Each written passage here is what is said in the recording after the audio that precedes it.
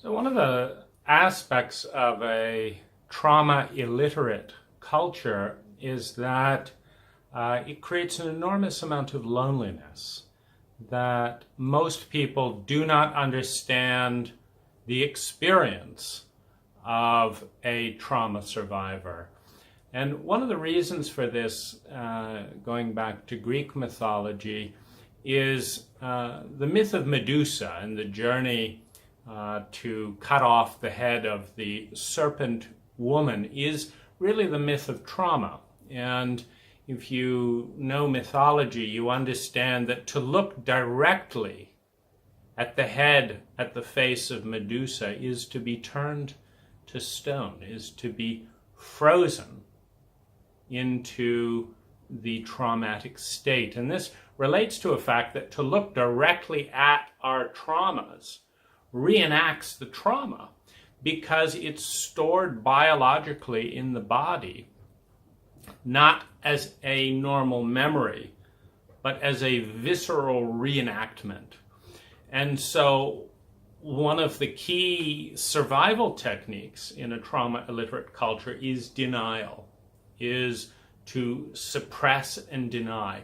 And this extends into the empathic state because it's not enough to deny one's own trauma. Through mirror neurons and empathy, what happens when someone else is going through trauma is that to connect with them, usually it will bring us very close to the unresolved areas of our own trauma. And so the denial of our own trauma then leads to a protocol that is systemic in our culture to deny other people's trauma. Now, we do this in a whole variety of ways. I'm busy. I've got to go. Avoidance. Changing the subject. You know, going through this process with high facilitators, I was so overwhelmed and overloaded. But part of my mind is saying, I've got to function. I've got to make more money than normal because I've got to ensure my survival and no one's looking out for that. At the same time, I'm completely invisible, encased in this mutually agreed upon cultural blockade of honesty and felt experience that there's no chance of getting help. There's no chance of breaking out of that wall without speaking something that's real. And so I remember one of my clients saying, "How you doing today, Dane?" I said, "I am absolutely miserable and, at my wit's end and don't know what to do about it." He said, "That's great, keep it up," and walked on. And it's like, how dense is the collusion of invisibility in our culture that someone is so assured of the script that is supposed to be played in a culture that is rife with trauma. Meaning, if you look at the ACE study and the demographics, you've got a 95% chance of having 2 or more noticeable traumatic events. And it's happening all over the place. It's happening on a national level. It's happening on a religious level. It's happening on a marital level. It's happening in couple relationship levels. It's happening with bullying. It's happening with schools. It's all around us. It's happening in the media. There is intense messages. You are not safe emotionally, mentally, spiritually, sexually, and physically in this world. You are not safe, and the power structures in this world are not accountable. They're not honest. They're not in your court. Like one of the big jokes with, police. I'm driving along and there's a policeman on a corner parked at a weird angle so that I have to physically get out. And what's he doing? He's pulling someone over for a traffic infraction. I say, officer, would you mind moving your car so that 100 people don't have to endanger their lives so that you can give someone a traffic infraction? He said, move along. This is protocol. I said, protocol to block a major intersection like this to protect the peace? I mean, and he said, I'm going to call, you're breaking the law, da, da, da, da, da. So the police get turned on the citizenry. There's this, there's more and more documentaries, thankfully, coming to light about abusive power structures. I call up a police, my car's been broken into, can't help you. I get pulled over by the police on an electric bicycle. They say, this is a motorcycle, you need a helmet. I say, it isn't a motorcycle. It's an electric bicycle. He calls for backup. I have 2 police officers. They run me on a 6-month wild goose chase that they don't respond to emails.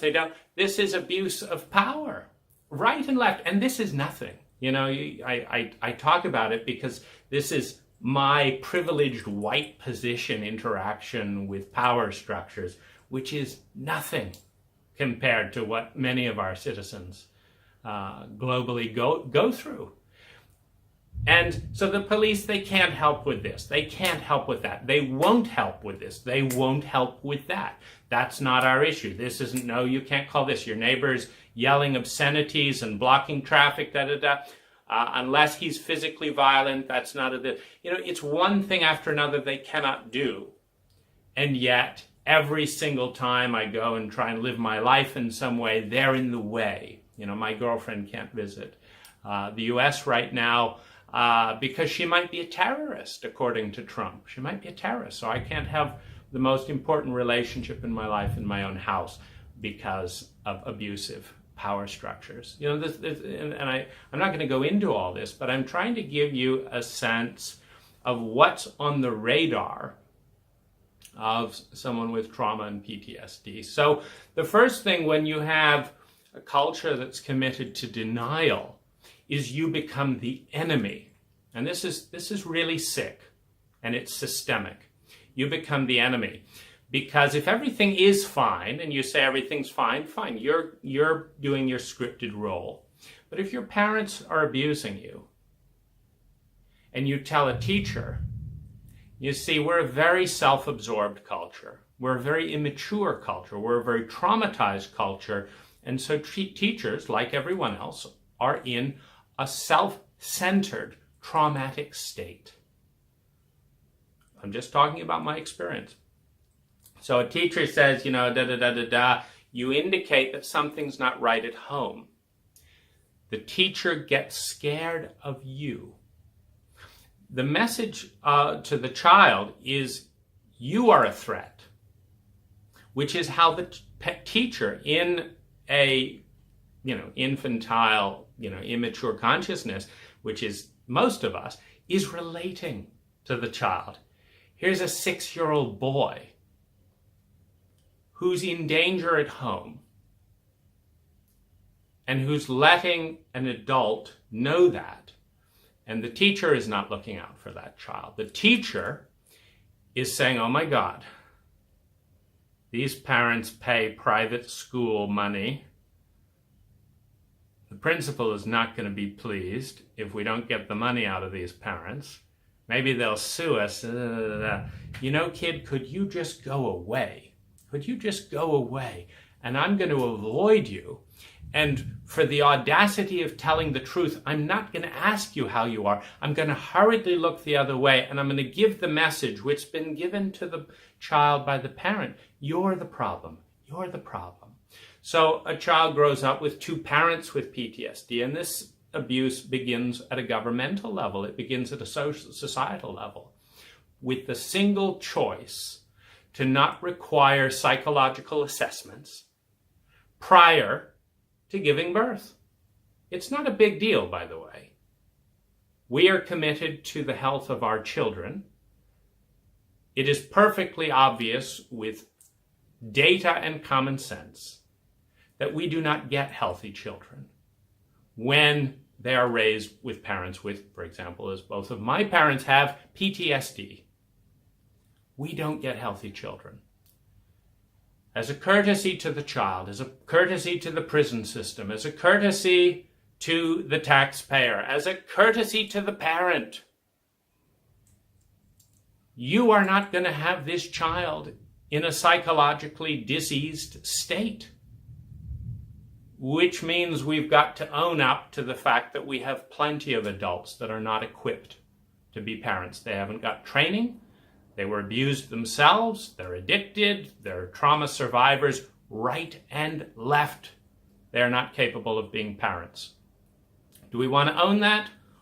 Or do we want to take the cost of our delusion and denial and pass it on to the next generation? It works better in politics, doesn't it? You know, let's cater to the parent, let's sacrifice the child. So the first sacrifice and betrayal is one of government and society in the masculine chauvinism that tells men and women that you can study and get a university degree. You can get a PhD without spending a single hour in kindergarten, middle school, high school, or college discussing the logistics, the chemistry of emotion.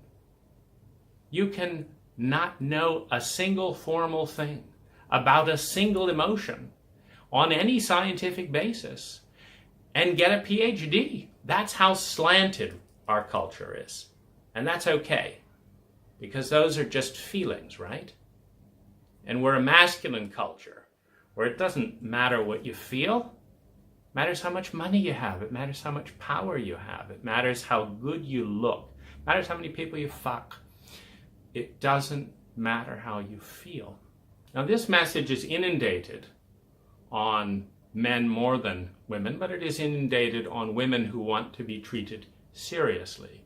Real women know how to suppress their feelings, manipulate and play power games, etc., like real men, right? So what it's like to be a child in this is first of all, it's terrifying because I'm alone and I'm hurt, and every single place that I go for comfort and help, I get attacked. I get viewed as a threat. I get singled out for more abuse. Now here's the trouble as a sensitive. This is the first splitting of the self. As a sensitive, I want to avoid conflict. I do not want fights. I do not want aggression. I want someone who cares and someone who wants to help. The trouble is, what I have to say scares parents with PTSD, scares teachers who are being paid and who may be sued by parents with PTSD, scares, it doesn't really scare government offices, they just could give a shit, scares parents of other children who, the more symptoms there are that something may not be wrong in that, be right in that household, the more they pull away. Now, this is, of course, penalizing the person who has complex PTSD, because the more people who pull away, the less support structure, and the more the message gets reinforced, there's something wrong with you. This is devastating. When you have parents that don't have emotional rapport with one another or you, there is no chance to develop emotional regulation. The parental bond is supposed to develop the muscle where you learn basically how to drive the bicycle of emotions. If you do this a little bit more, it feels like this. If you pull back like this, it feels. You practice. And the 2-year-old goes through that with their body. But as you get a little older, you need to go through that emotionally. You need to have the opportunity to express and experience your whole range of emotions and different intensities, and you need to learn to regulate it. When both parents cannot do that themselves because they have PTSD, you cripple that child emotionally. And when the emotions that come out in other contexts, like with teachers, etc., reveal things that a teacher is unwilling to deal with and doesn't know how to deal with, they push the emotion back, which means that the child cannot regulate and develop the muscle with themselves. Now, then you get into the peer group where this is happening amongst a good percentage of the people, and often the people who are the most abused are the most bullying. It becomes completely unsafe to be vulnerable with the peer group. And so the message basically that comes, to me as a 0 to 10-year-old is be invisible or die. Be invisible or die. And there is not a single person who is going to take a stand for your truth, your feeling, etc. There is not a single person. And if you have to die, if you have to do this, do whatever it takes. Just don't talk about this. Don't talk about this. This is devastating. Now, what happens then when other people are able to connect? Because when what's most true for you is not welcome, it's blocked, pushed away thousands of times. The shame of the culture, the inadequacy of the culture, the inadequacy of the parental structure gets put on the child. So as a 8, 9, 10, 11, 12-year-old, there's a number of things that are going on here. First of all, the violence and aggression of my father on a sensitive boy has me so terrified. I become so hyperactive I can't get in my body.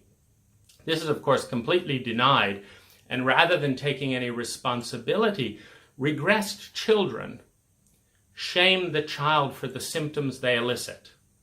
It's the equivalent of me taking your hair, holding your head, whacking you on the head, whacking you on the head, whacking you on the head, and then saying, "What's wrong? What's wrong? Why are you feeling that way? Come on." Whacking you on the head. "What's wrong? Why are you feeling that way?" Whacking you on the head. Now, I want you to be present to this intensity, because this is a grown man doing this to a 6-year-old boy. And if you can't take it as a mature, growth-oriented therapist or whatever it is you call yourself, what's it like for that boy? The amount of shame that gets dumped onto that child in this situation is immense. The feeling, I am not welcome, who I am, the horror, the grief, the loneliness, is not welcome here. It is abuse on a massive, traumatic level. And I'm not just talking about myself. I'm talking about millions of American children today. This is not personal. I'm speaking for you, your children, your parents. This is what it's like to be a 6-year-old boy.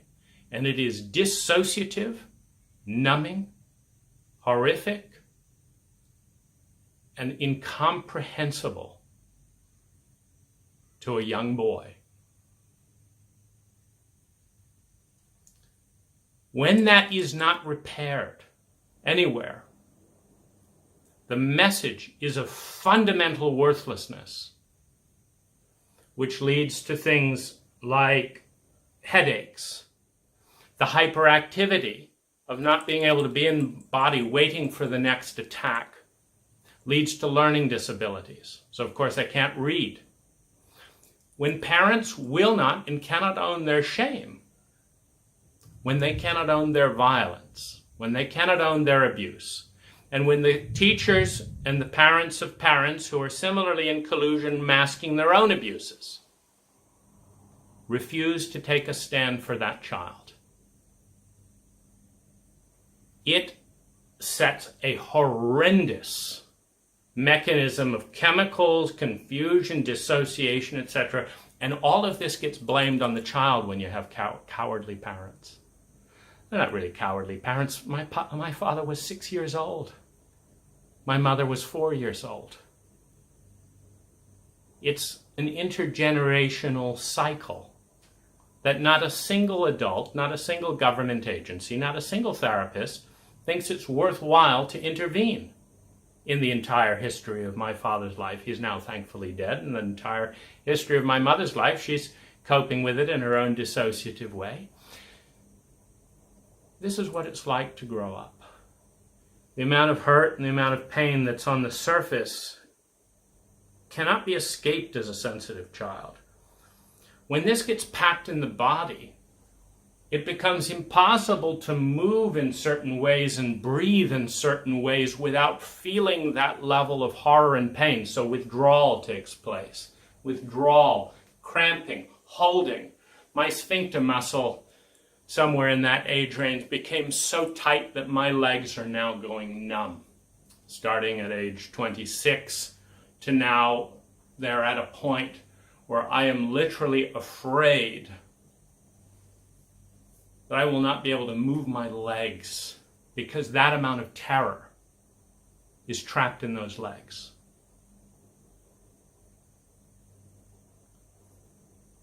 In an intelligent, emotionally literate culture, this gets spotted in a moment. You don't diagnose the child, you diagnose the environment by the symptoms in a child.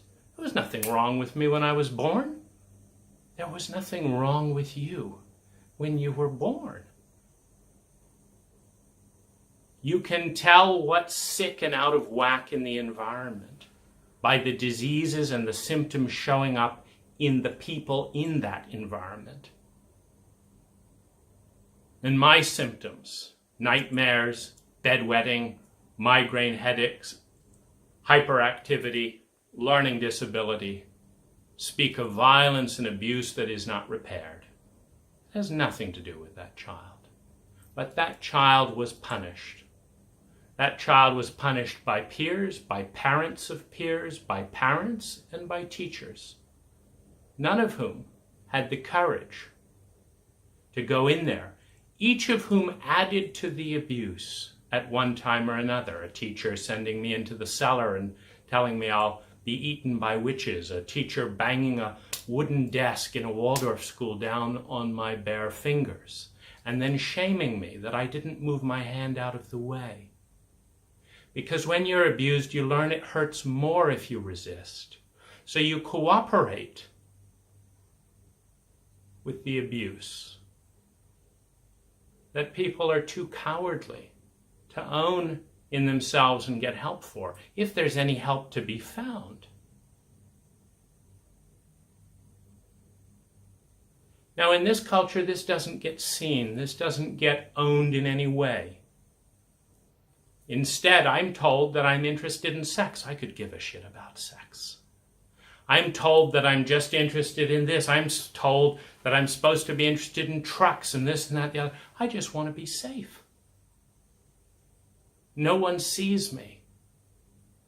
Growing up with parents who cannot empathize with what's going on, they demand that a fake persona be created, or they refuse to engage.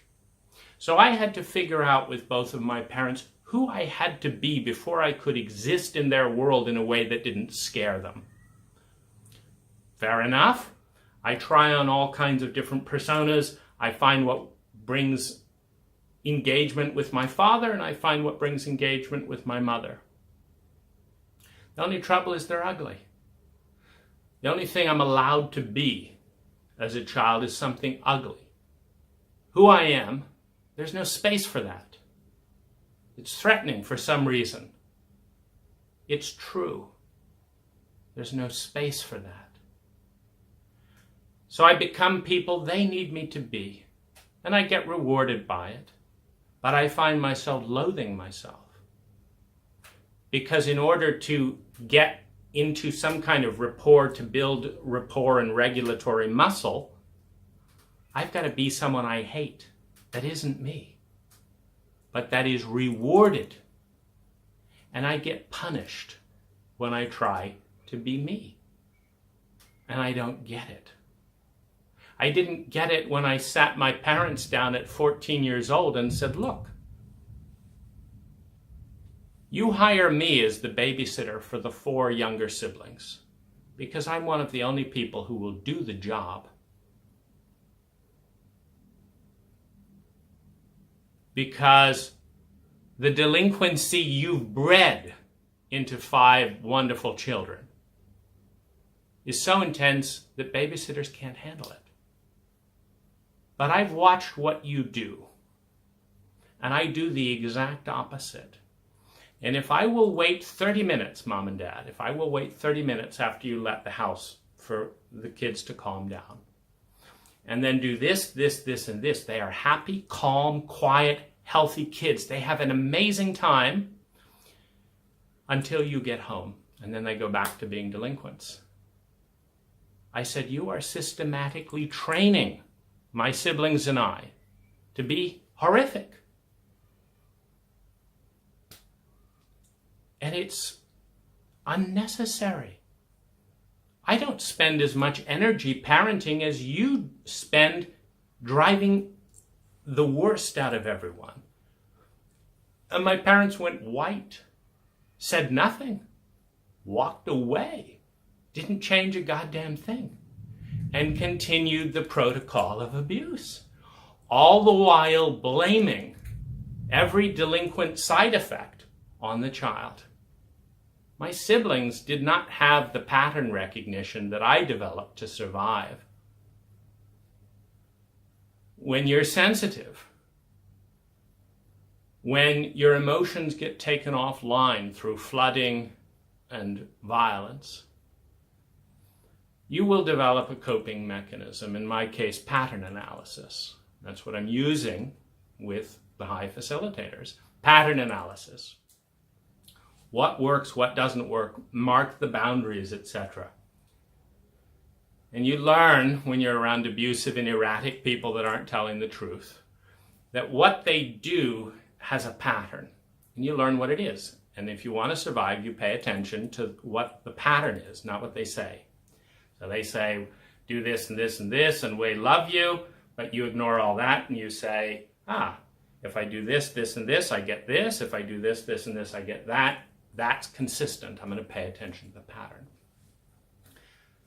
This breaks all trust. There is no trust when you realize that not only is an algorithm more consistent than what's coming out of the mouth of all your authority figures, but they don't even have the guts to own it. And you get in trouble for talking about it. You get in trouble for speaking the truth. The truth is, you bribe me every time I catch you breaking your own rules. That's the pattern. The lie is, you don't break rules, right? You don't make mistakes. And you're just being so nice to me to share a little treat when I discover X and X. Isn't that a nicer lie? Doesn't it feel better?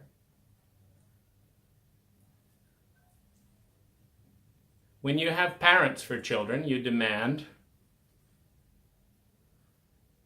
a sense from the child to feel safe that they know what's going on. But there's no legal authority. They have to be silent. They have to do all kinds of things to navigate around this. So this is what it's like to be an abused child. And when you're with do-gooder hippie parents, like my parents, who are so dissociated from their PTSD and busy with their channeled books and their Rudolf Steiner this and this, that, the other, then there's a layer of bullshit that gets added on all this. And they reinterpret all of the abuse as different metaphysical meanings that make them feel like they're growing and evolved. And then they demand appreciation. Hide the abuse, don't talk about that, and then let's acknowledge the fact that you're going to a Waldorf school where teachers abuse you there that so many other people don't have the chance to go to. Be grateful for that. It's very hard to be grateful when you're dissociative. It's very hard to be grateful when you're not in your body. It's very hard to be grateful when you're so busy wondering what the next lie is going to be and how you have to protect against it. To notice that the Waldorf school has nice rounded corners rather than square corners, which are better for the philosophical development of the child, and all this bullshit. You know, if you just stop hitting, stop lying, maybe there'd be some space to appreciate the fact that pastel colors are better for the 6 to 14-year-old child, blah, blah, blah, blah, blah, you know, in this esoteric book. It's a bit too much to notice that when you're being hurt. This is what it's like to be growing up. In the business world, of course, it's no different. Part of the contract is you don't tell the truth, you don't share how you feel, you don't share what's going on. You're basically paid a lot of money to appear and make other people feel a certain way and have to hide and continue the mask. Because when you develop panic, when the emotions split away from the mind, I learned all about success from, Norman Vincent Peale, Success with a Positive Mental Attitude, Zig Ziglar, The Art of Selling, Brian Tracy. I know all about business, and I know the pose that is needed to create goals, to make lots of money, etc. But I also know that that pose has absolutely nothing to do with the terrified, scared 6-year-old, with the 4-year-old, with the 2-year-old that's overwhelmed, with the 14-year-old that's so depressed he wants to commit suicide. I know that that pose has nothing to do with those frozen moments locked into traumatic memories that no one will talk about. That no one will talk about, but that everyone shames me for having symptoms of. Be more positive. Think of the bright side. Look at this, look at this. Don't focus on how you feel. Look at how much money you just made. Look at this, look at this. So one of the big insanity things is the emotions stay frozen in place. As if you learn the mechanisms of success, as I did, your life takes off. So you reach a point, as I did at age 38 to 40, where my outer life is better than I could possibly want. And I still feel terrified. I still feel ashamed. I still feel terror of being hurt. I still run up against and feel like a 6-year-old child every time I encounter someone's lie. And 98% of the people around me are more committed to projecting and holding masks and lies than they are to being seen. And I experience all of them, and I have to see, first of all, what is the lie so I can be safe. And secondly, I have to figure out how much I can talk about it before I get attacked. Because that's what people do. That's not the case at all. No, I'm not going to do this. That's not it. I'm not going to, no. Now, when you don't have an early childhood bonding with either parent, and one of the first traumas are in that 0 to 2-year-old stage, that early attachment is absolutely desperate. There's oceans of loneliness and pain in there that just want love. They want presence. They want love, they want honesty, they want caring, they want long, uninterrupted times in abundance. And that's exactly what this culture does not provide. This was one of the positive aspects of high. More of that than the normal culture provides. But it's just a weekend. And I call up people after the workshop, do you want to do a 5-hour exercise here? It's like, no, I just want to do the workshop. I'm busy. One of the things that gets ruptured when you don't have a secure, healthy attachment is that forming any new relationship is incredibly tenuous. It is riddled with fear and terror. Every rejection is devastating. And so going through the high workshops, I'd develop back spasms prior to doing the workshops, and in about 60% of the workshops. I'd leave my body in large group shares. I'd come back panting. I would want so much to hold someone right after a large group share so that I could collapse and feel safe, and there would be no one who could take that intensity. I've grown up around women who, on the one hand, shame and complain about men in general, that they don't want to think, they don't want to feel, they don't want to spend time, and da-da-da-da-da. And at the same time, when I go to those women to say, I need you right now, I'm feeling terrified, don't break the connection right now, help this 2-year-old feel safe. I don't know why I feel this way, I just know that I do. Oh, I'm disgusted by needy men. I don't want that. I don't want that. I don't like needy men. Da, da, da, da, da. Come on, you're an adult. Do this and that and the other. In other words, you're not supposed to have these feelings as a man, so you don't. So if I betray those feelings, it doesn't matter, because you're not supposed to have them, so you don't. So I'm not really betraying you. And if you insist, well, then you're just weird. And I'm going to avoid you and talk shit about you, because you have needs and they're weird. This is what it's like to be an adult man in an American culture, in and outside of high. And it's worse by a factor of 3 outside of a workshop environment. It's one of the reasons I did 30 workshops. A weekend is not enough to form a secure attachment. And one of the biggest aches over and over again, forming a beginning of attachment and saying, yes, this feels so good, and then, I'm not interested, the workshop is over. Okay, let's try and find this, let's try and find this. Ask for your 100%. I have asked for my 100% with more than 10,000 people. And I have gotten an interesting statistical response. It's about 90% silence. It's about 4% abuse, meaning actually being shamed, criticized, and attacked for expressing needs.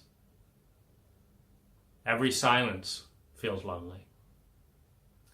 And then there's another small percentage of people that says, you're such an interesting and amazing man.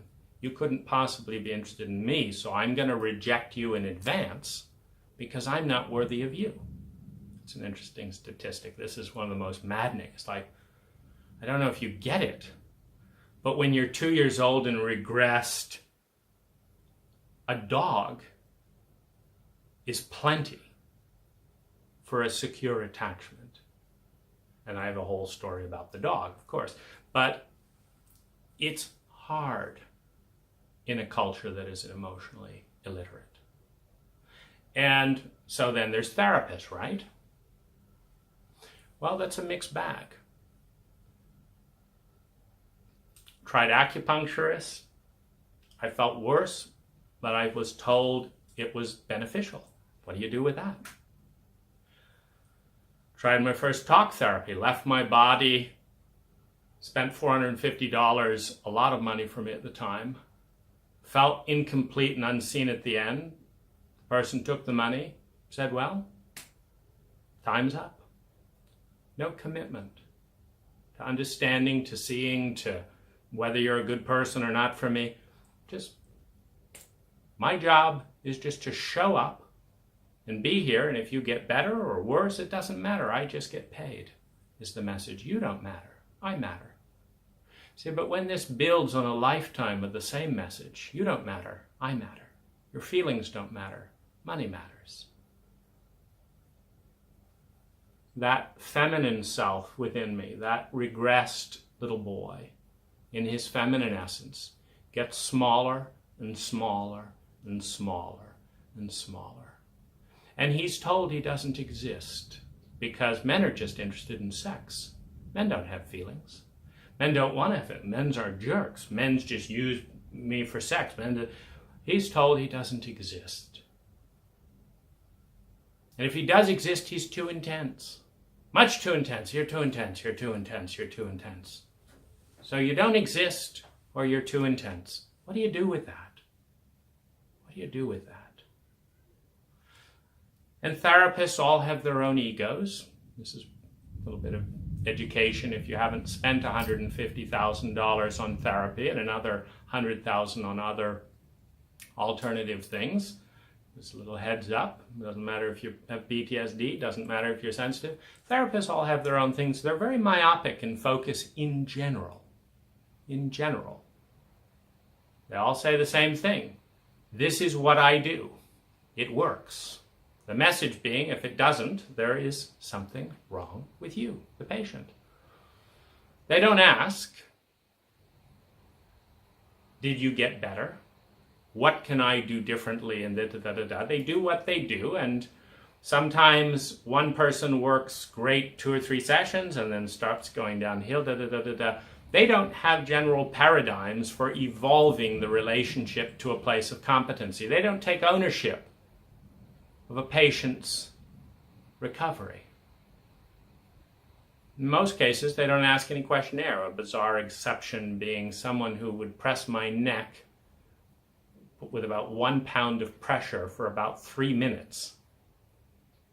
I had to fill out a 20-page questionnaire before he would touch my neck with 1 pound of pressure. It's called Network Chiropractic. 20-page questionnaire for that.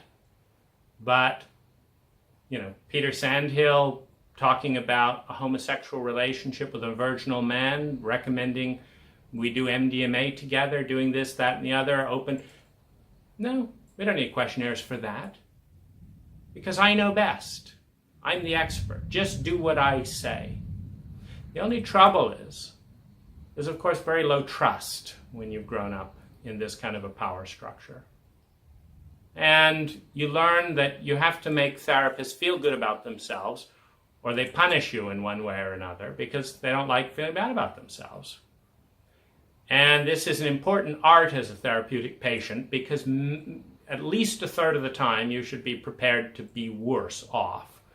So then you have to develop, and then they're not going to own that. And they're going to kind of, come on, do another 6 months of work, it'll get better, this and that and the other. You can try that. And some of them will warp the memories. No, I never said that. It's a bizarre mousetrap of, this, that, and the other. But the bottom line that I've experienced is I'm in this alone. The therapist will show up if paid. If it works out, they'll take credit and go out and boast about that. If it doesn't work out, they'll shame me and say, well, it worked for this other person. It's kind of like, and this is the problem with it, the generality. Someone was really hungry and needed a burger. You gave them a burger, they felt better. Someone else was packed and overweight. You gave them a burger, they felt worse. And you say, well, it worked for the other person. Yeah, the other person was hungry. I'm overweight. You don't have the distinction. You don't have the technology to see who you're dealing with. And you're not taking ownership of the results because you get paid either way. And this whole field is so murky thanks to the chauvinism that doesn't study it, and the chauvinism that doesn't think it's worth the time of many professionals to study at all. Some people just are happy with a third of the time someone says they get great results, so they just do that the whole time and tell the other 2/3 to get lost, or the other 2/3 just wear out, spending money going nowhere. So this is part of what it's like to be an adult. Realizing something's very wrong, not knowing what it is because the entire culture has colluded to hide it. The parents call the abuse love. The other parents say it's luck, you're lucky. The teachers say you're lucky. The teachers say you should love. You should feel this. You should feel that. The women say you don't have any feelings at all. Men are like this. Doesn't matter who you are. Men are like this. And nobody makes any time to sort this out. So the loneliness, the terror, the frozen muscles, the numbness, the desperation, it's all out of view. And you better put on a good face for your clients. And then you start winning, of course. and everyone says you've made it. It's like, I feel like shit. I want to die. Doesn't matter. You've made it. Because your feelings don't matter, of course. What matters is you're intelligent, you're making money, you own your own business, you did this, you had sex. That's what matters. It doesn't matter that you were traumatized by this woman in this way. It doesn't matter that you hurt this woman in this way. That's life, no big deal. You're succeeding. So there's a deeper level of invisibility. No one wants to look. And after you pay, I paid one man 100 grand. Sat there doing energy work. He claimed to know, muscle testing and this and that. So, here's the big joke, of course, on the customer, not on...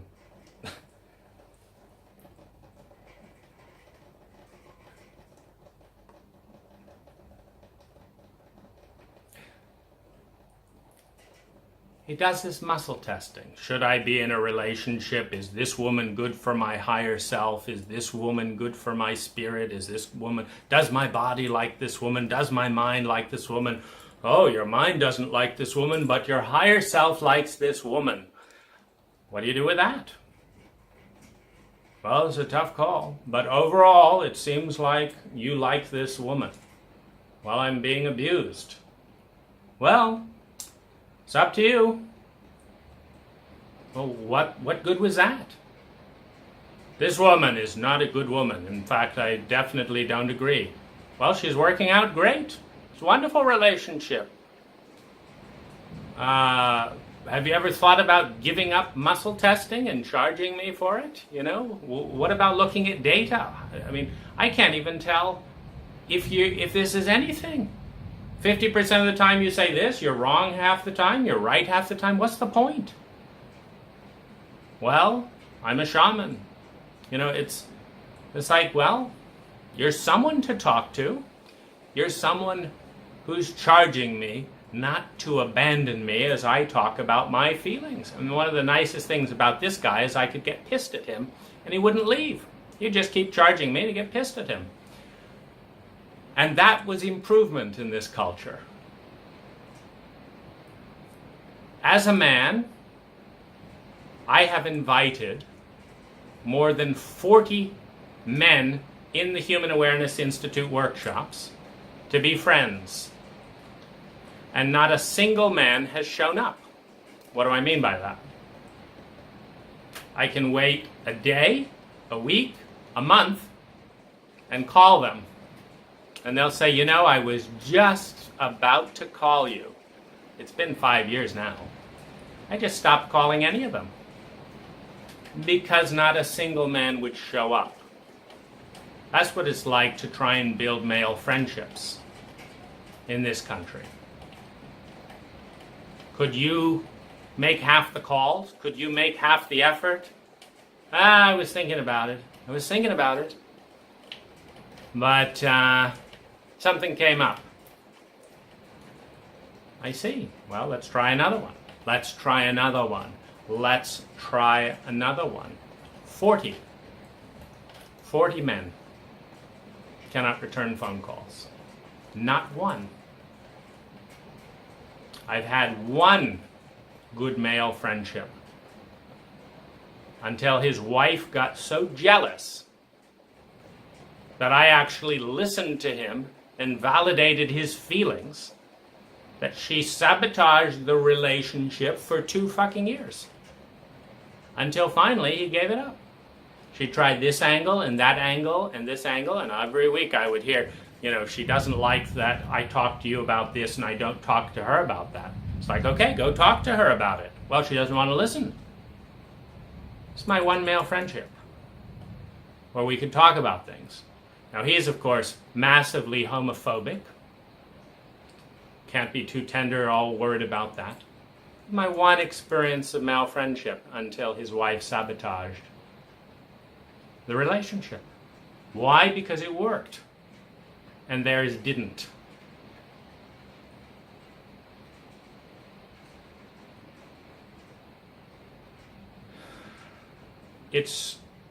I've tried a few relationships with females. It's never worked when they have a partner. The last partner moved because she refused to break it off. So he took another job a few hours away and said, "We're moving. You are not going to talk to that man anymore," because she would say, "Dane listens to me. Dane listens to me.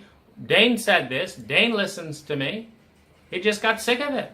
He said, "I don't want to hear it. Stop seeing Dane. Stop spending time with him." It wasn't anything sexual. She said, "No, why should I? You won't listen to da-da-da." He said, "Right, we're moving." He moved and took a new job to break up the friendship. And when it takes 250 rejections of reasonable women to find a good friendship where people will talk, that is an exhausting failure. It's depressing. It's lonely. And this takes me to, after 30 high lover relationships, in which trauma has occurred in every single relationship, in which I've navigated around this, in which I've talked about traumatic symptoms. And I want to die. And I'm just tired. I'm just tired from all the fear, all the loneliness, all the physical exhaustion, all the chronic fatigue that comes from holding those muscles that tightly since 6 years old.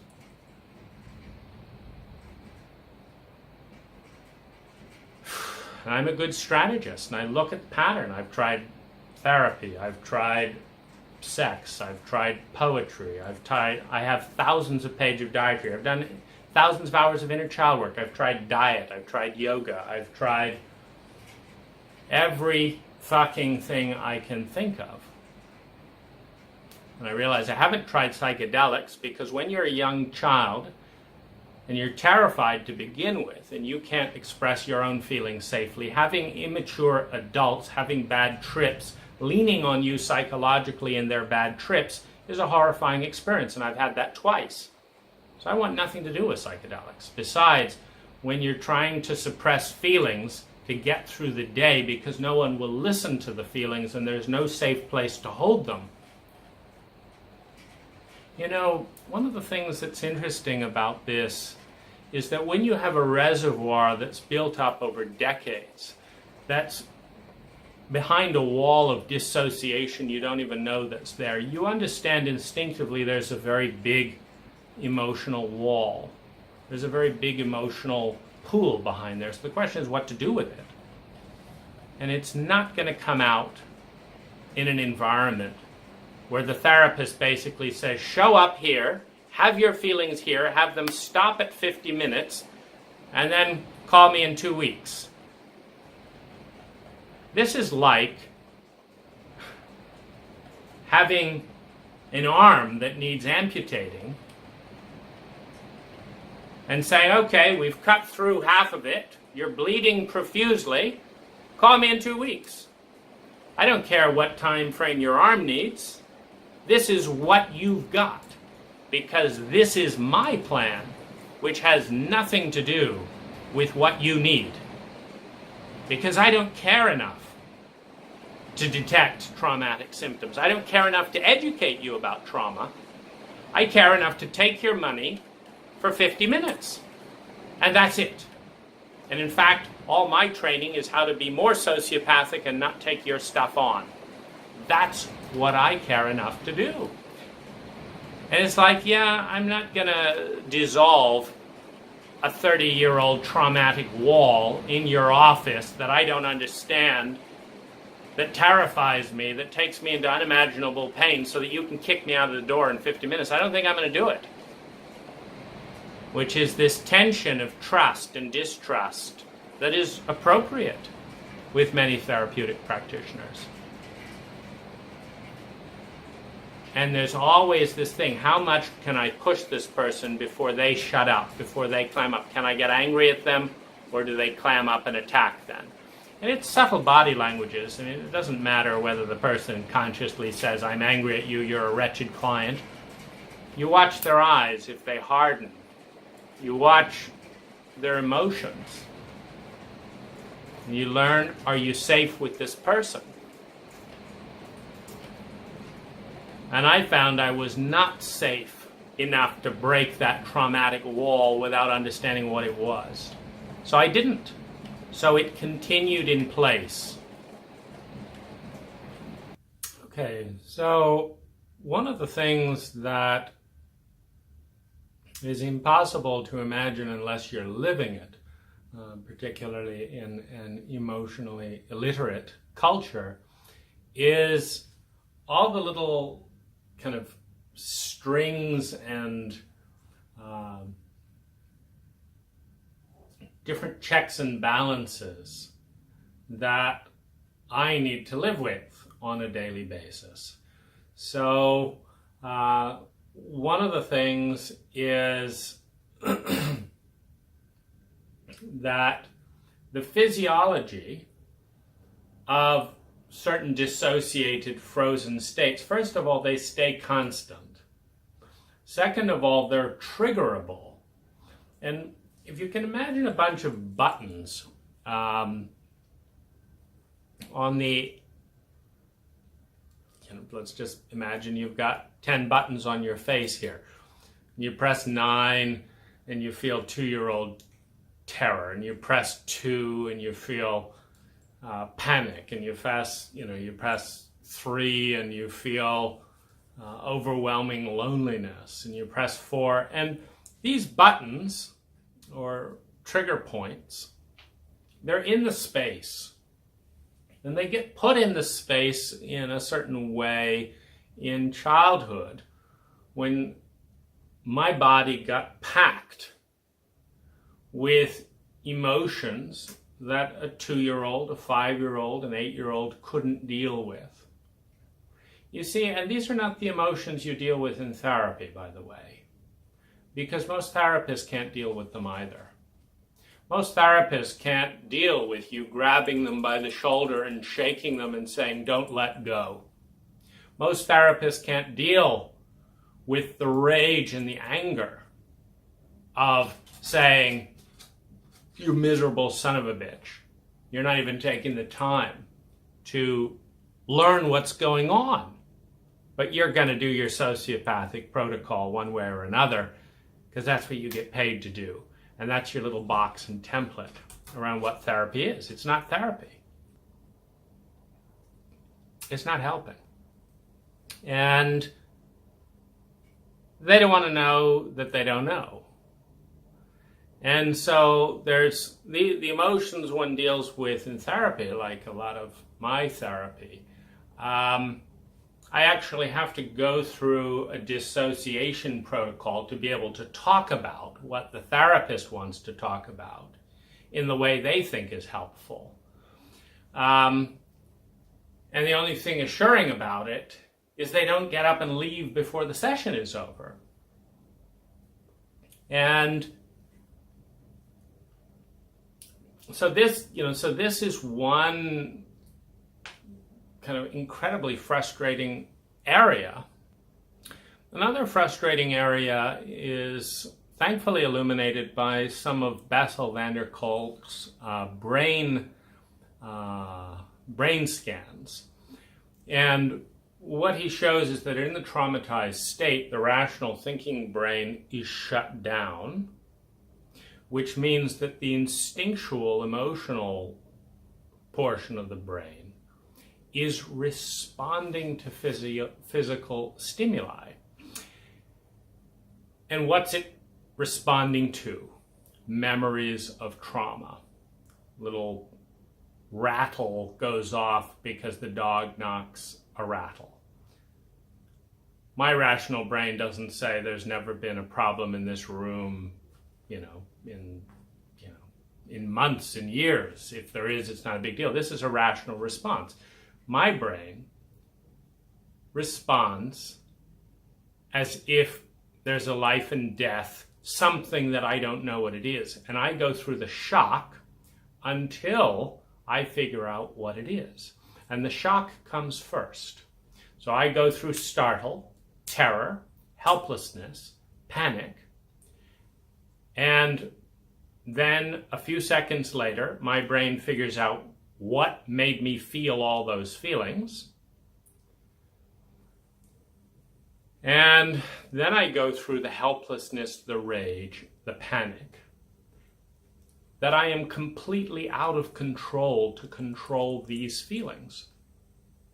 So first I have helplessness, rage, terror, blah, blah, blah, about nothing. Then I feel helpless, rage, blah, blah, blah, that I feel helplessness and rage about nothing. And two, that it's never going to stop.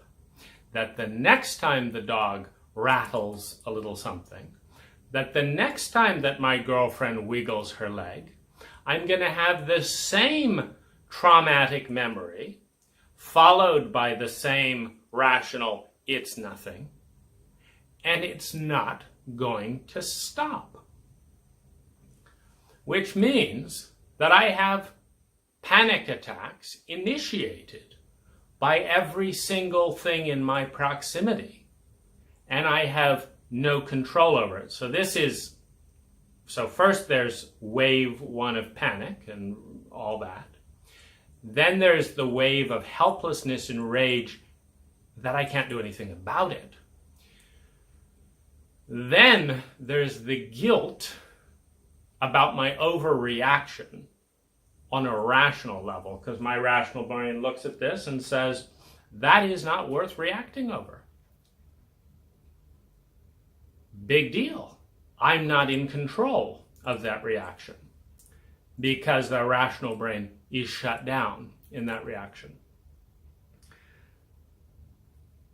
In a world where this cannot be talked about, I've been in shame around most of this, most of my life. I've been in panic around this emerging, the fact that I'm in this jigsaw puzzle, that I'm in this wild goose kind of dynamic game in a very sick way, and that no one knows I'm in that game but me.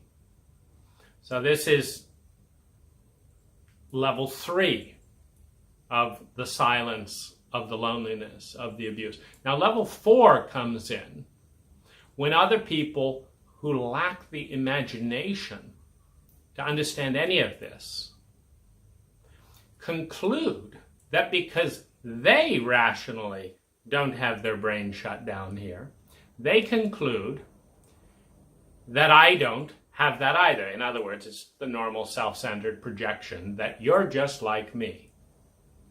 This drives me nuts because now we're in 4 deep. So now I'm in regular trauma about nothing that's out of my control. Then I'm in trauma about being out of control and trauma in a way that no one is talking about. No one is saying you're going to have panic attacks for absolutely no reason because you're an Iraqi veteran and blah, blah, blah. People have lied to me my entire life and told me to shut up about everything that happened and that nothing happened and it was fine and that I'm lucky. So that I'm left in the dark. My conscious mind is left in the dark about why it's happening. Then I have my guilt because I know how I would like to respond. See, I would like to be one of those nice people who say, big deal, just be yourself. Wouldn't that be great? Because I know exactly how nice that is to be on the other side of. Number one, I know exactly what makes people feel comfortable is be yourself, relax, don't worry about it. But I can't be that person. Because when someone bees themselves and makes this strange noise and touches me without permission and does this and does that and moves one of my things, I go through such a spike of cortisol and adrenaline and whatever, that I cannot be present for their feelings, that I cannot be the person I want to be. So I cannot tell them be themselves. In fact, I have to say, don't do this, don't do this, ask me before this. Do you think I don't know that that feels suffocating? Of course it does. So now I'm in this miserable bind between making people feel suffocated or being an absolute panic attack. But I am in this bind alone because people lack the imagination to understand the bind. Because in their world, I don't exist. Because we are a trauma illiterate culture. Because we are a culture in denial of abuse. Because we like to do all kinds of bullshit with it and be positive, this and that. So I don't exist in this world. And I'm in this thing. And I know that if I take excellent care of myself and say, do this and don't do this, here are the rules. Just follow these rules and I'll be calm. I know you're going to judge me. I know you're going to walk away. I know you're going to criticize me. And you are going to do absolutely everything but the one thing that would help me enormously. Follow those points. Understand that it's the last thing I want is to give people a rule list. But I've got two choices: be completely isolated in trauma, or teach people how to be around me in trauma. Now, very kind, intuitive, empathic people get it and do it. These are the minority, by about 200 to 1. Which means I've got to go through trauma, blah, blah, blah. Which means that every time I meet someone and connect, I know we're going to have this conversation. And I know there's a 299 to 1 ratio chance that I'm going to feel helpless, hurt, abandoned, going back to that early childhood attachment disorder, etc. Because you can't be bothered. And rather than own that you can't be bothered, or rather than own that our culture can't be bothered, to either stop the abuse, talk about the abuse, respond to the abuse, heal the abuse, that I will be punished because this culture can't be bothered to do that. I will be called a control freak. I will be called blah, blah, blah. I will be called any number of things. And the message will always be the same. There's something wrong with you. Why don't you do X, Y, Z? As if I'm an idiot. As if I don't know exactly what X, Y, and Z is. And I'm just preferring not to turn X, Y, and Z switch on. I just prefer to have an absolutely miserable life, rather than flip these 3 little switches that I've known for decades, because I can't switch them on. And I can't be understood in a culture that is so committed to its ignorance that, oh, this is natural, I get it. So we're 4 deep at this point. Now I've got to watch people projecting something that isn't true onto me, and I've got to catch them. And Americans don't like intimacy, and they don't like to be told anything. They don't like to learn anything, because in America, to learn something is weak. To be told something means somehow you're less than. This is the shame of the culture. It's absurd. Chauvinism. So I've got to see if I can tell you something you don't know, without you getting all upset about that and uppity. And even get to the point where you are aware of the assumptions you're making, which in most cases you don't know you're making. And I've got to get in there. Then if we get into there and we find what your assumption is and your judgment about me and blah, blah, blah, then I've got to see, can I educate you? Now, about 1/3 of the time, people argue with me. I say, I want this. They say, no, you don't. I say, yes, I do. They say, no, men don't want that. Men want this. Hate to break it to you, but I am a man and I want this. No. Men don't. So I actually have to get into an argument. Now, right on the other side of this argument is me being ejected into horror on a chemical level. This is not an abstract philosophical argument. This is, yes, you are fucking electrocuting me with 240 volts. Yes, it hurts. Stop it. No, I don't want to be electrocuted. No, I'm not consciously sticking those wires there to be shocked.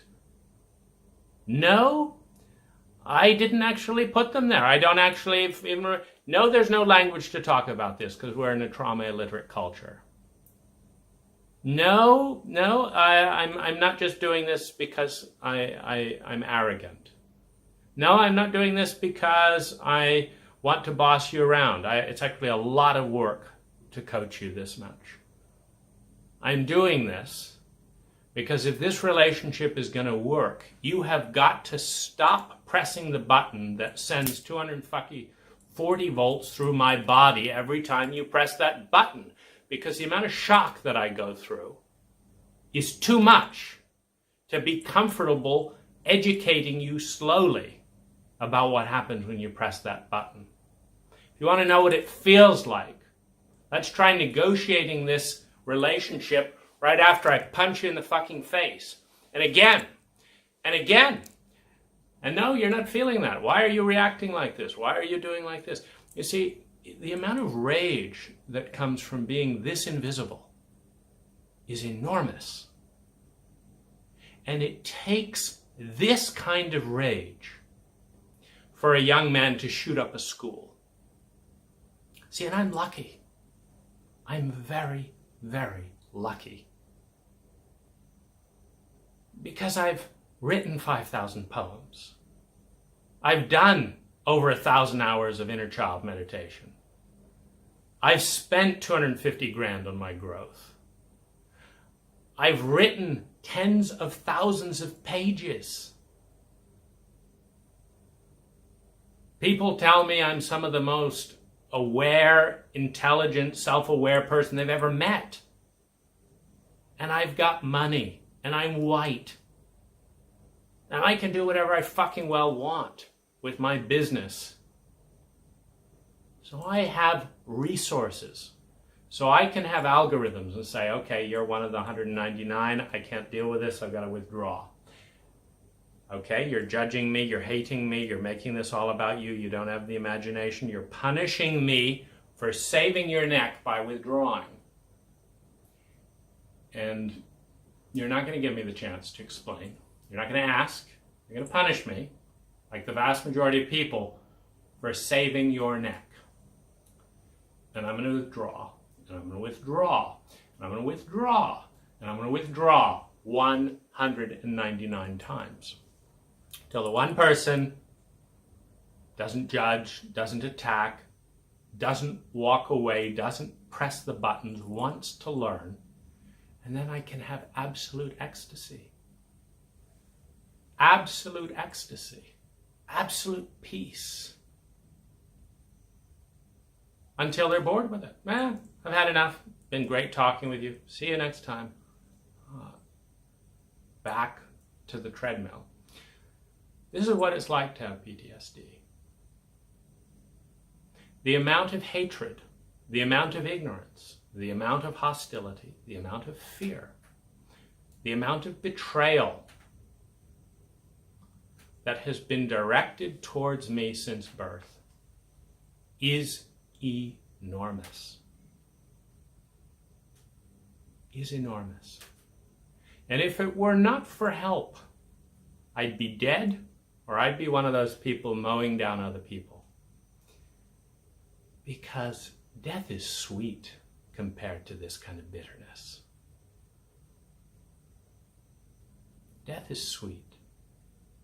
Because about a third of the time, I'm 6 layers into loneliness.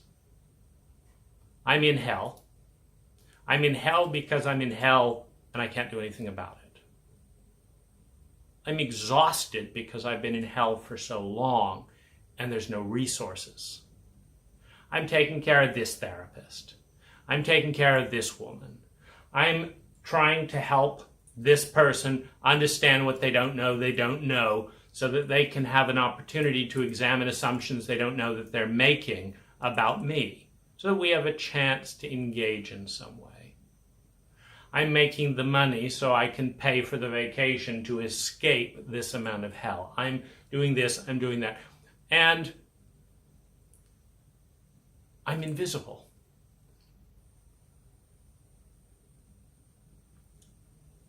In the layers that hide me, 20-second sound bites don't cover this, so I'm invisible.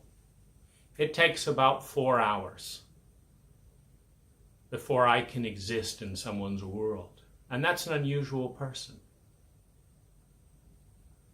That means I exist in less than 1%, just as the probability field. The culture just needs to say we're going to have 20-second sound bites, we're going to have 20-minute interactions, and I suddenly don't exist in 98% of the culture.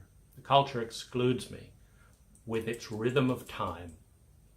The culture excludes me with its stereotypes of men. The culture excludes me with its shame around helplessness, with its shame around weakness, with its shame around need, with its shame around codependency, with its shame around sensitivity. I am behind all of those walls. And I am lied to over and over again. And I am given little tips like, we'll be nice to you, just don't tell us this little lie. We've got to do our thing in our way, but we want this to be called a friendship. We want this to be called mutual. But it's disgusting. Has nothing. I'm 6 layers back, buried in rubble that is being tossed my way every hour by one person after another who doesn't want to see. And those buttons that are on my skin are being pressed by this stranger and pressed by that stranger and pressed by this stranger. And every time I react, I get all the judgment, all the shame, all the incredulity. Why are you so emotional about that? As if somehow my greatest joy in life is savoring and building up bitterness and despair and rage so that I can waste my time feeling helpless, overwhelmed, blah, blah, blah, blah, blah, because some stranger did X which set off the train reaction. As if that's really the best I can imagine for myself. And this isn't all, because I'm in that world. And having dealt with more than 100 great helpful rescuers of one form or another in my life, I have to deal with an abundance of helpful idiots. What's a helpful idiot? You would not believe what happens with kale. You wouldn't believe what happens with alfalfa sprouts. You wouldn't believe. I just put on this magnet here. I bought this pendant here. I did this. I did this. So-and-so is a great therapist. Blah, blah, blah, blah, blah. Now, there is nothing that I would like more my entire fucking life than to buy a fucking pendant, eat alfalfa sprouts, try wheatgrass, do whatever it is. And there's thousands of these things. There's nothing I'd rather more than to do this and that and have my brain change around. There's nothing more than I'd rather have than pay tens of thousands of dollars and actually have someone who knows what they're doing. There's nothing I'd like more than to have one fucking human being say, what's it like to be you? I'm going to take note of that, okay? What else is it like to be you? How does this feel? How does this feel? How does this feel? How does this feel? Okay, that matters to me. I'm going to respond. I'm going to take note of that. There's nothing I want more than for one fucking human being with the skill, with the empathy, with the care, to sit down for the 10, 12, 20 hours it takes to actually see and understand me in all the different minefields and terrains that I navigate every day alone. And say, you're not going to be alone in this anymore. I understand the chemicals that get started here. I understand why and how your brain works. It's not your fault. This had nothing to do with you. You didn't ask for PTSD parents. You didn't ask for a sociopathic government.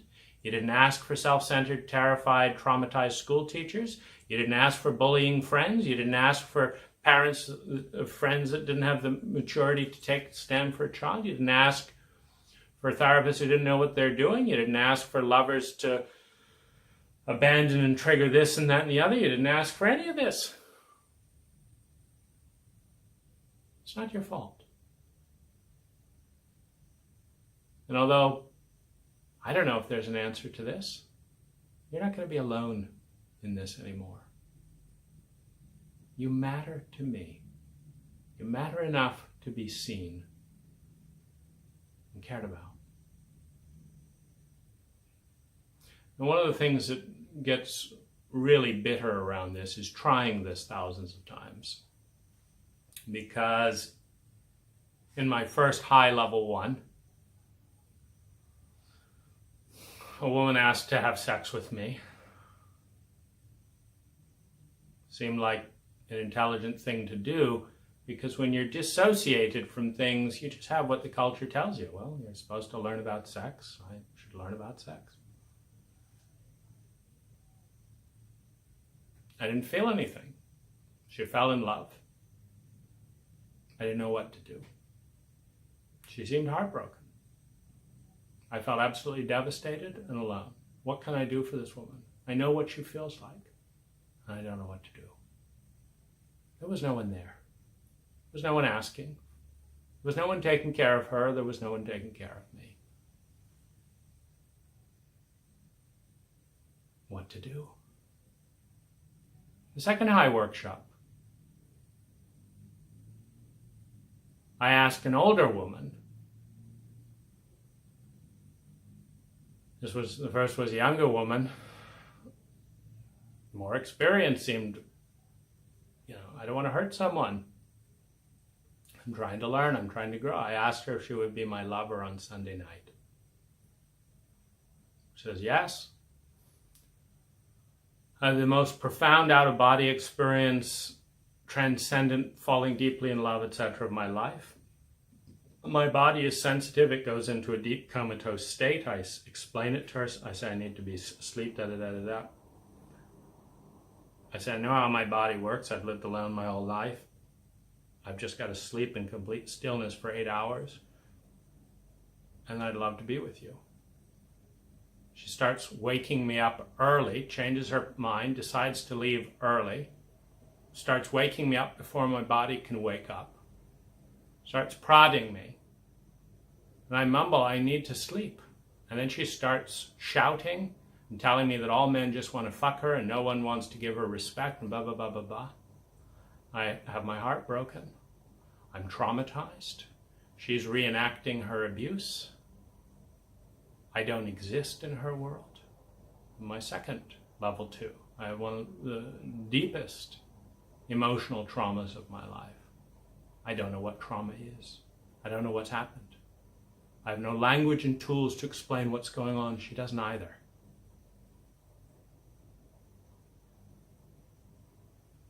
And she's not satisfied until she proves to herself that I'm a jerk who doesn't care about her, and she abandons me.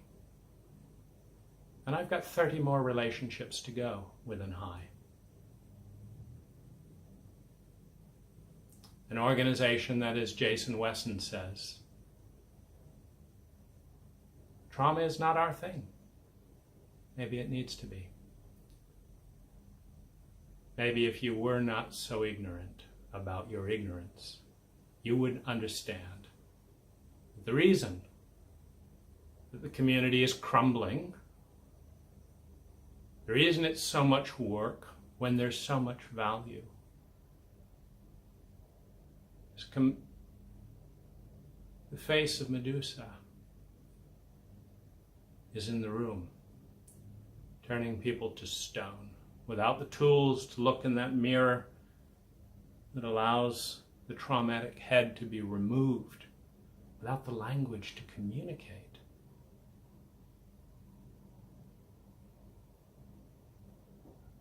Death is frankly a delightful prospect with the pain that I've lived through. But I'm up to something different, again, not understood, not seen. I'm taking a stand for abused, traumatized individuals, that most of us are on that spectrum. And for community and teaching and practices that actually work, that remove the 6 to 10 layers of silence, abuse, lies, betrayals, ignorance, shame, and betrayal, and actually let the individual self, the beauty that I am, the beauty that you are, the beauty that each of my partners has had, that lets that come out without imprisoning it behind those prisons and prisms of shame, trauma, and abuse. And no one gets off free in this unveiling of the secrets. One of the saddest things for me is looking at how I've abused people without knowing how to articulate it.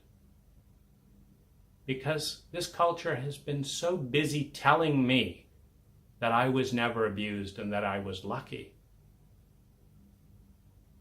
that it was very hard to understand how I was not abusing other people and was making them so lucky as well.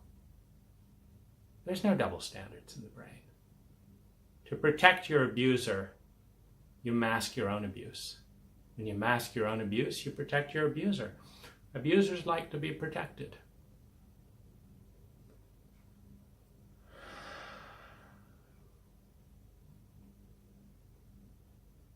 I've been stunned that communicating life-threatening physiology and car accidents, that the high facilitators have chosen to maintain their stance of silence, ignorance, and fear, rather than unearth their abuse and let in light. I have been stunned with the awareness that as far as each of the facilitators is concerned, as long as I die quietly and they don't have to make the link and nobody knows, it's okay. Because that's what silence and refusing to help, that's what refusing to lead really is.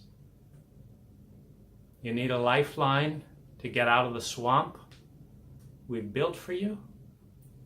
Well, if you get out, maybe you'll tell someone, so we're not going to throw it to you. Now, this isn't the whole story. But deep in the pain, deep behind the veils, deep in the sociopathic state of invisibility, lies, and loneliness, the governmental, teacher, therapist, parental, friend, lover, the whole level, there's a voice waiting to be seen and watching thousands of people look every way imaginable but at that one point. And it's so easy to see, but it is so painful to see, because I'm not talking about me. I'm talking about the 20% of Americans at this given moment who are experiencing mental emotional disease.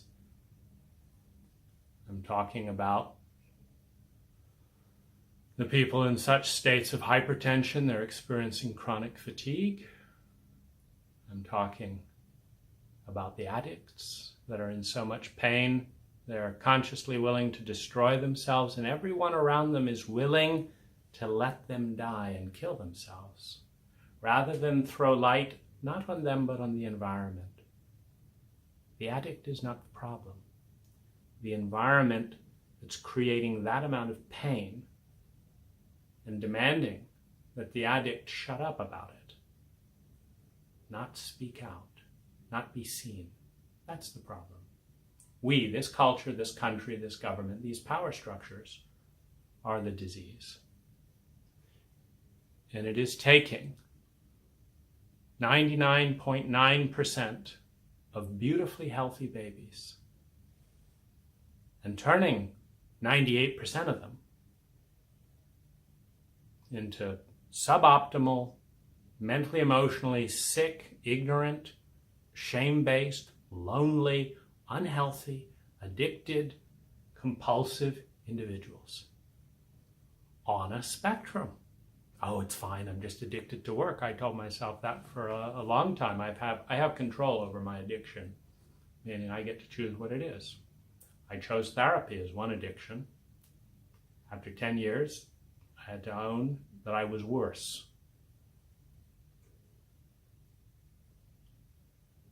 I tried goals as an addiction. It's great. I've achieved thousands of goals. Built my first house at age 23 on time and on budget. I picked sex as an addiction because it brings me into my body. Except I can't stand the level of emotional abuse that comes with so much sex, so it's not really available. I've tried consumerism as an addiction. It's good for about a year. Then the hedonic adaptation principle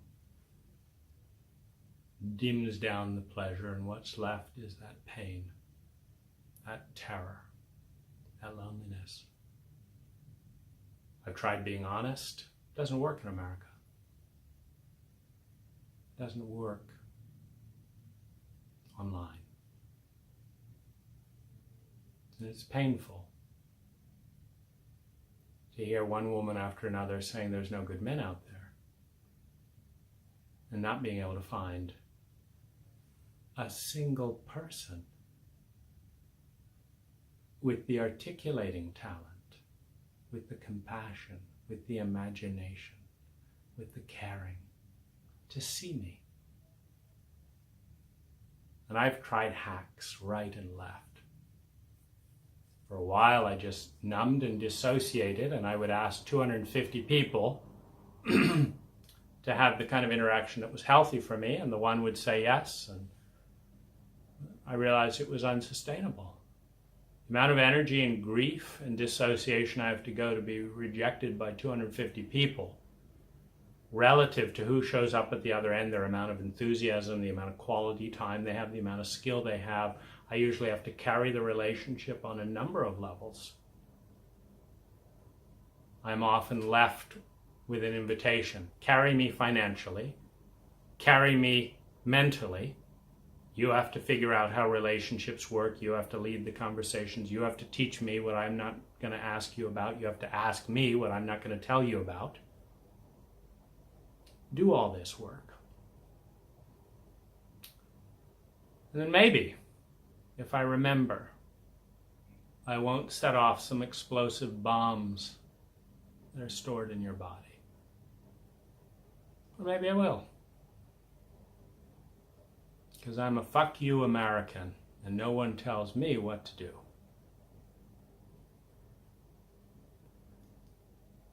You see, as I learn about all of this terrain, I may be the first person in your life to speak about these walls in this way. But I am not the first person in your life to be hiding behind them, to be living within those prisons, to be affected by these chemicals, to be remembering these abuses. We're all around you.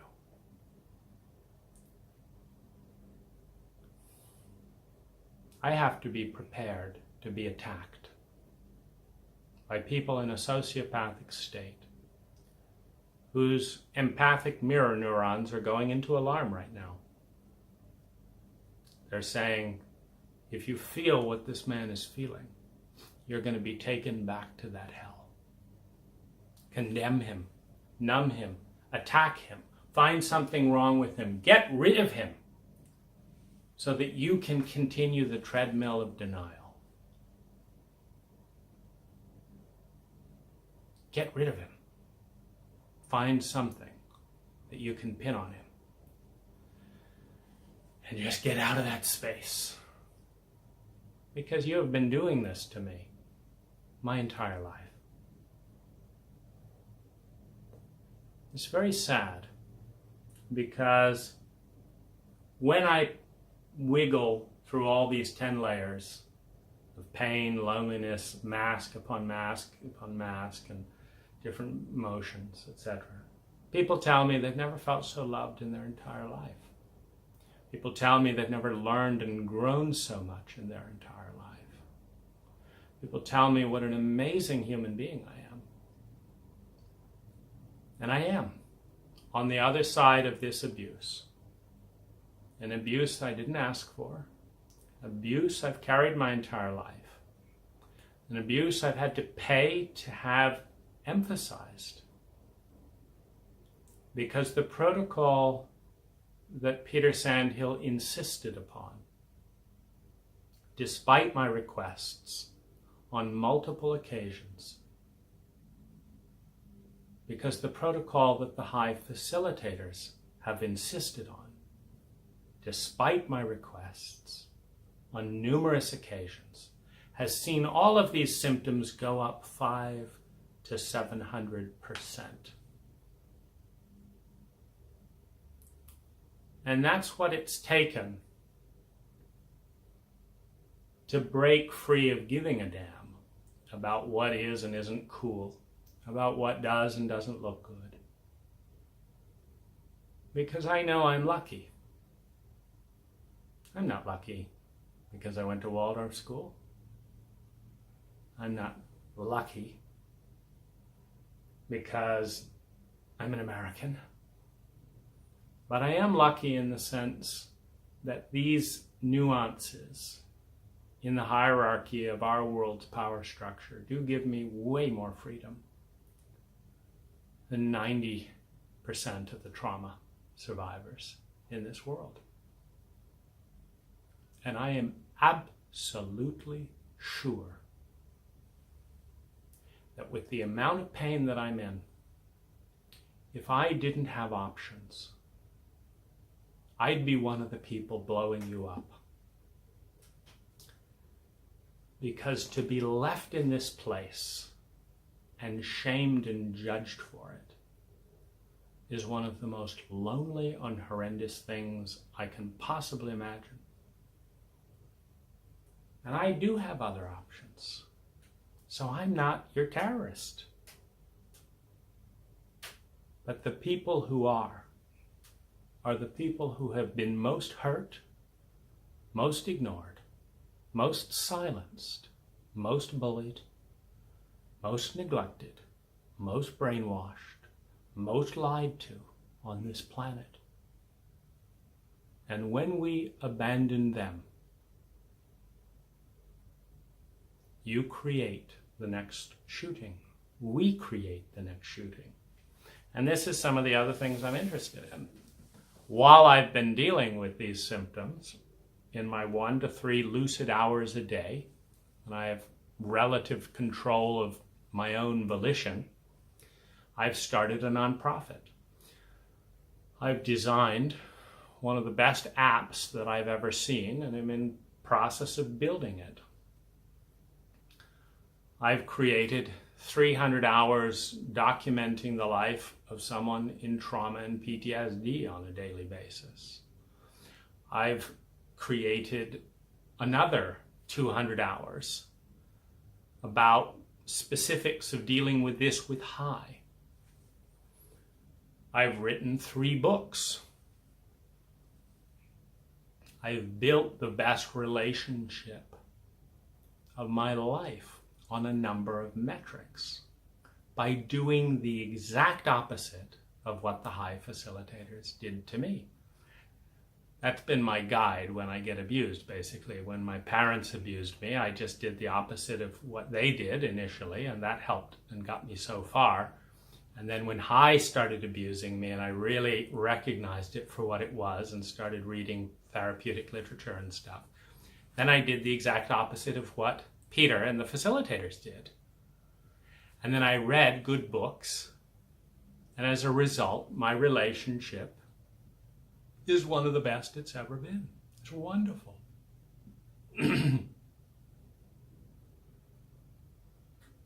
I'm not as bitter as I am in this video in relationship to her. You represent the probability field of the American world I've grown up in, and there is enormous pain there. She represents a probability field that I've never experienced before. And so there's a completely different energy. I'm the same me. In relationship to her, I'm healing, I'm growing. Creativity going out the roof. You know, it's just phenomenal. In relationship to the power structures and density of the culture, I go to sleep, I go into pain, I go into shame, I go into all kinds of dysfunction. This is not, on some level, about me. It's about the American culture. As a gardener, I want to close with a thought. You don't change the plant. You don't shame the plant. You learn the environment that helps a plant to grow, and you give it that environment. The plant's nature is to be beautiful. The plant's nature is to be alive. My nature is beautiful, is searching for life and creativity, and has been since birth. I'm angry, I'm sad, I'm disgusted, and I'm frustrated with how hard it has been. Not because I can't get over that, whether I escape through death or whether I escape just by getting out of this country, and I'm happily in Thailand at present. Not because I can't escape, but because there are so many who can't. I am speaking for your sons, for your brothers, for your fathers, for your boyfriends. I am speaking for the women and men who reach a state where violence is the most effective language to communicate that something isn't working about the options we provide to young men and women. I'm speaking for you, and I'm speaking for them. The same beautiful spirit is inside each human being.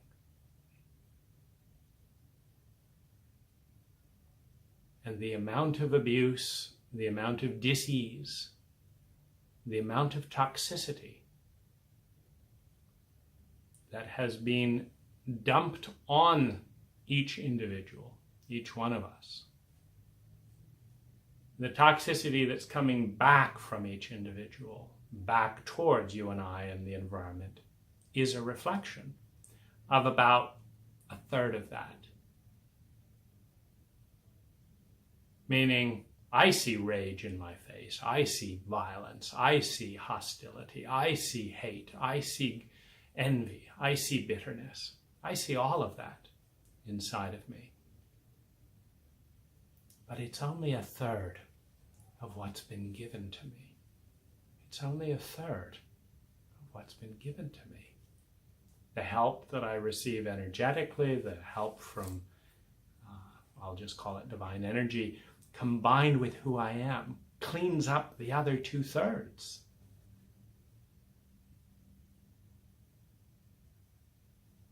Cleans up the other 2/3.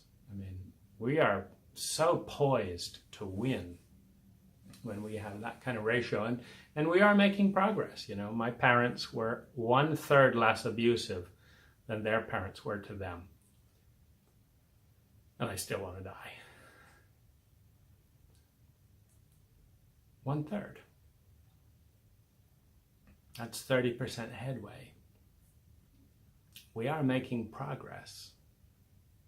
It's just there's no rational basis for pursuing material wealth and when there's anyone around us in this amount of pain that can easily be ameliorated.